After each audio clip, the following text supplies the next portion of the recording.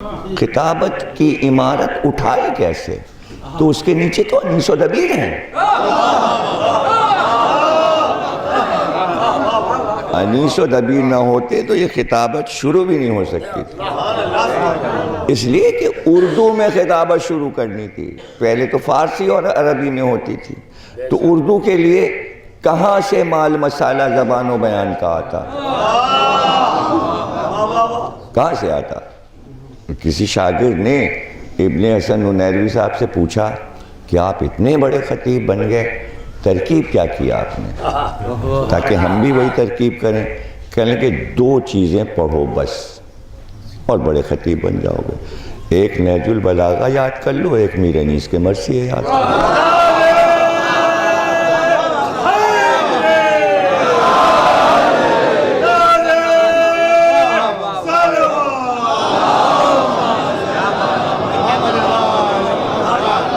یعنی کسی بھی علم کے لیے آپ کو زبان کی ضرورت ہے، لفظوں کی ضرورت ہے۔ سائنس کو بھی لفظ چاہیے، فلسفے کو بھی لفظ چاہیے، بھئی بات کرنے کے لیے، ڈائیلاگ کے لیے لفظ چاہیے۔ لفظ نہیں ہوں گے تو آپ بولیں گے کیسے؟ اور اس کے لیے لفظوں کا انتخاب ہو کہ بھئی اچھے لفظ ہوں، بازاری لفظ نہ ہوں، تو پھر جب نظر ٹھہرے گی تو انیس و دبیر پہ تو ٹھہرے گی کہ کوثر سے دھلے ہوئے لفظ ہیں، کوثر سے دھلی ہوئی زبان ہے۔ اب ظاہر ہے کہ ہمارے سامنے ایسے بھی بزرگ بھی تشریف فرما ہیں اور ہمارے اپنے احباب، ہمارے ساتھی بھی ہیں، تو ایسا نہیں ہے کہ آپ نے مفتی صاحب کو نہیں دیکھا۔ مفتی احمد علی صاحب کو تو آپ نے لوگوں نے دیکھا ہوگا۔ دیکھا کیا ہوگا، نماز ان کے پیچھے عید کی پڑھی ہوگی، ہم نے برسوں پڑھی ہے تو آپ نے بھی پڑھی ہوگی۔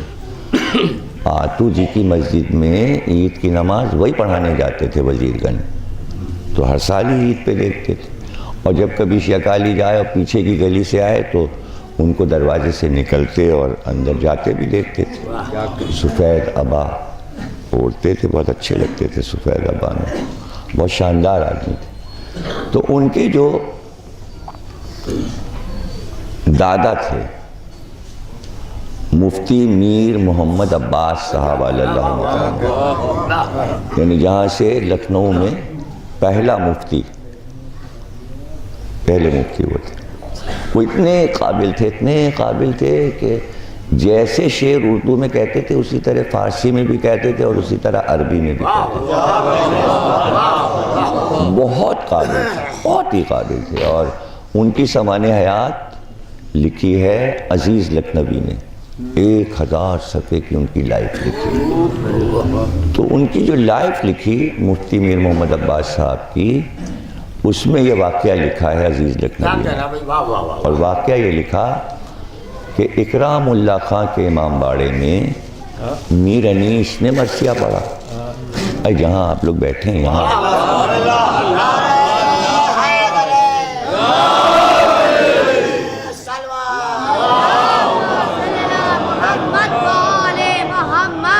میر انیس مرثیہ پڑھ رہے تھے کہ مفتی صاحب تشریف لے آئے، مجمع سب اٹھا استقبال کے لیے، تعظیم کے لیے، پھر مرثیہ پہ شروع ہو گیا، تشریف فرما ہوئے مفتی صاحب۔ جب مجلس ختم ہوئی تو میر انیس خصوصی طور پہ مفتی صاحب کے پاس ملنے گئے اور کہا سرکار کیا مرثیہ پسند نہیں آیا؟ کہا آپ نے یہ سوال کیوں کیا؟ کہا آپ چپ بیٹھے رہے، آپ نے داد نہیں دی، آپ چپ بیٹھے رہے، آپ نے داد نہیں دی۔ تو مفتی صاحب کہنے لگے کہ میں اس کلام کی کیا داد دیتا کہ اگر قرآن لکھنؤ میں اردو میں اترتا تو آپ کی زبان میں اترتا۔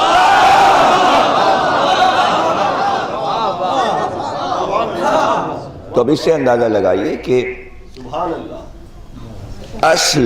اصل بات یعنی جو اس کی روح ہے کلام انیس و دبیر کی،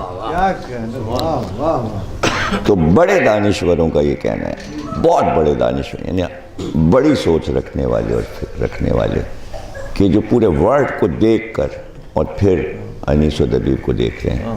تو اس میں اردو ادب میں آتے آتے ظاہر ہے کہ کوئی کہے گا کہ بھئی ٹھیک ہے لکھنؤ میں انیس ہیں تو چونکہ آپ شیعہ ہیں اور آپ کربلا سے تعلق رکھتے تو آپ تو انیس و دبیر کو بڑا کہیں گے. نہیں بھائی، میر تقی میر بڑا شاعر ہے جو غزل پسند کرتا ہے. غالب بڑا شاعر ہے. نذیر اکبر آبادی بڑا شاعر ہے. علامہ اقبال بڑے شاعر ہیں. تو اس گفتگو کو سمیٹ کر ایک دانشور سلیم احمد کہتے ہیں کہ ٹھیک ہے، میر تقی میر ورلڈ کا بہت بڑا شاعر ہے، غالب بہت بڑا شاعر ہے، نذیر اکبر آبادی بہت بڑا شاعر ہے، علامہ اقبال بہت بڑے شاعر ہیں، لیکن انیس بھی اپنی طاقت کے ساتھ ان کے ساتھ موجود ہیں. تو وہ کہتا ہے کہ یہ دیکھا جائے گا کہ ان میں سب سے طاقتور شاعر کون ہے کہ جو ہمیشہ زندہ رہے گا، جو ہمیشہ زندہ رہے گا. تو اب دیکھیے، ابھی تک تو ورلڈ کے شعراء سے ہم دیکھ رہے تھے، جائزہ لے رہے تھے. اب یہ آپ کے پورے اردو ادب کے ستون ہیں. یہی تو ستون ہے، میر، غالب، نذیر اکبر آبادی، علامہ اقبال، اور انیس کھڑے ہوئے اکیلے. اب اکیلے کیا مطلب؟ انیس نے تو خود ہی کہا سب ایک طرف جمع ہیں، میں ایک طرف ہوں.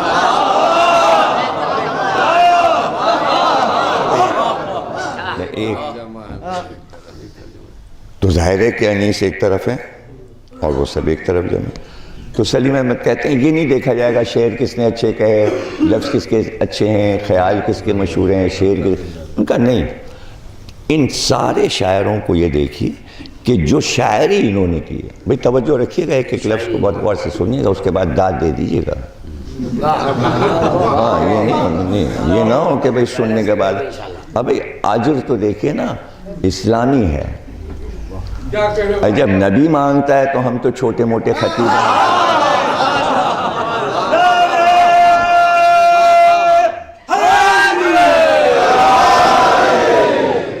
ہے نا؟ تو وہ کہتے ہیں کہ بھئی یہ دیکھا جائے گا کہ پوری شاعری مجموعی جو ہے اس میں سے کون سا انسان ابھر رہا ہے، یعنی کس انسان کے گرد میر تقی میر شاعری کر رہے ہیں، وہ انسان کون ہے. تو انہوں نے کہا ہم نے میر تقی میر کی پوری شاعری میں ایک انسان کو تلاش کیا.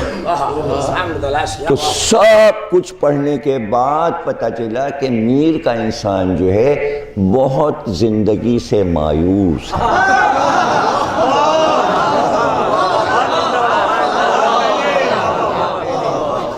اور وہ تحسین کی مسجد کے مکان کے کمرے میں منہ لپیٹے پڑا رہتا ہے.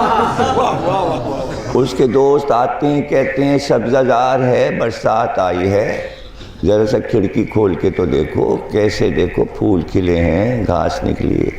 وہ کہتا ہے فرصت کس کو کہ ہم یہ کھڑکی کھولیں.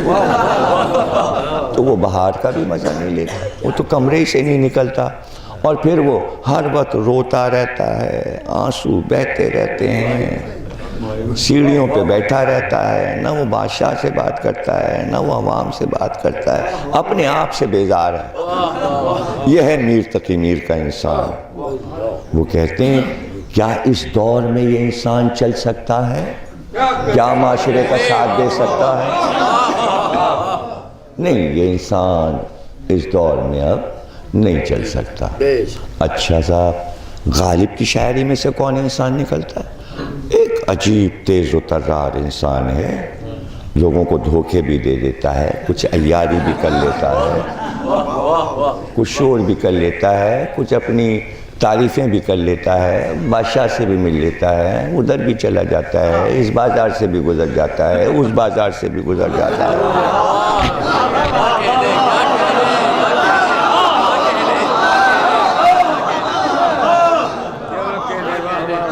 لیکن اس میں عیاری زیادہ ہے، شاطر پن زیادہ ہے.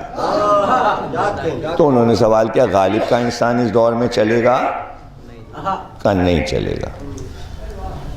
ان کا بھائی یہ نذیر اکبر آبادی کی شاعری میں سے جو انسان نکلتا، ارے کہنے لگے وہ تو جناب وہ تو مسجد کے جوتے چراتا ہے،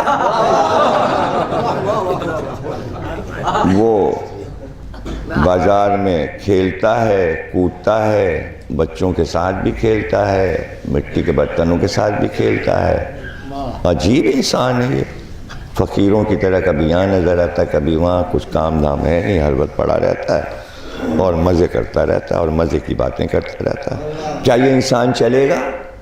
کہ نہیں، یہ انسان بھی نہیں چلے گا اس دور میں۔ یہ چلے، یہ معاشرے کا ساتھ نہیں دے سکتا، یہ انسان معاشرے کا ساتھ۔ علامہ اقبال کا انسان کہا، ارے وہ تو مومن کامل ہے، وہ تو آسمان پہ چڑھا بیٹھا ہوا ہے، اس سے بلند تو کوئی ہے ہی نہیں، وہ مجاہد بھی ہے، نمازی بھی ہے، مسجد میں ہر وقت پڑا رہتا ہے، عبادت کرتا رہتا ہے، کبھی کبھی نکلتا ہے تو جہاد کرتا ہے، پھر مسجد میں گھس جاتا ہے، پھر جہاد کرتا ہے، پھر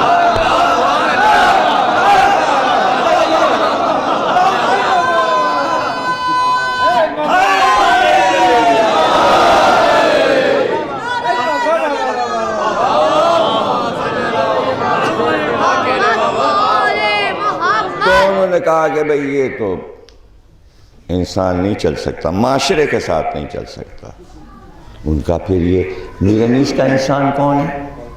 کہاں میر انیس کا انسان جو ہے وہ معاشرے میں رہتا ہے، اس کے ساتھ معاشرے کے سارے مسائل ہیں، اس کے سامنے ملک بھی ہے، شہر بھی ہے، عوام بھی ہیں، اس کا اپنا خاندان ہے، خاندان کے مسائل ہیں، اس کا بھائی بھی ہے، اس کا جوان بیٹا بھی ہے، اس کے چھوٹے بچے گود میں بھی ہیں، اس کے گھر کی خواتین بھی ہیں، اس کی بیمار بیٹی بھی ہے، یہ مسئلہ بھی ہے، یہ مسئلہ بھی ہے، یہ مسئلہ بھی ہے، سفر بھی درپیش ہے، کہیں پہنچنا بھی ہے، عوام کا خیال بھی رکھنا ہے، حکومت سے ٹکر بھی ہو رہی ہے، کچھ سمجھانا بھی ہے، کچھ بتانا بھی ہے، تو آواز دی کا یہی انسان معاشرے میں زندہ ہے اور قیامت ہے۔